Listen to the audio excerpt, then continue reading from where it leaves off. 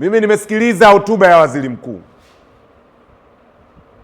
With due respect, kwa heshima zote, naweza kusema bila kupepesa macho, hotuba ya jana ya waziri mkuu imewakosea Watanzania. Na ACT Wazalendo tusipoweza kusimama kwa kujiamini tukausema ukweli huo, chama hiki hakitopendwa na Watanzania. Lazima penye ukweli tuuseme na kuusimamia. Hotuba ya jana ya waziri mkuu imewakosea Watanzania, na mimi nitawaeleza kwa jicho la kiuchambuzi makosa matatu makubwa katika hotuba ya waziri mkuu.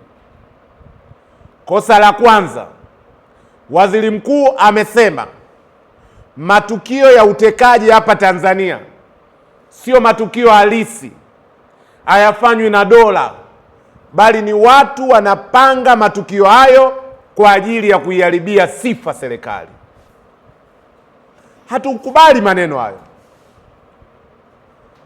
Utekaji ukiutazama kwa sehemu kubwa una kila dalili kwamba serikali iko nyuma ya matukio mengi ya utekaji. Na nayasema hayo kwa kujiamini, kwa sababu haiwezekani matukio ya utekaji yanatokea, watu wanapotea, serikali inakaa kimya. Kwa mujibu wa Katiba ya Jamhuri ya Muungano wa Tanzania, serikali inao wajibu wa kulinda raia wake.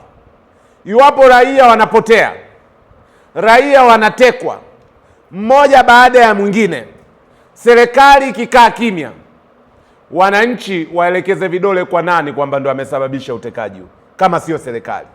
Nataka kuwaeleza, bila kujali gharama zitazotokea, tutasema ukweli mpaka pale serikali itakapotueleza ni nani huyo anapanga na kutekeleza matukio ya kushambulia na kupiga watu, kuumiza watu, kuteka watu.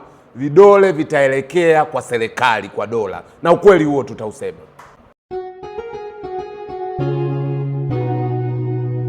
Kasako Media, tunaangazia maisha, tunaandika kesho.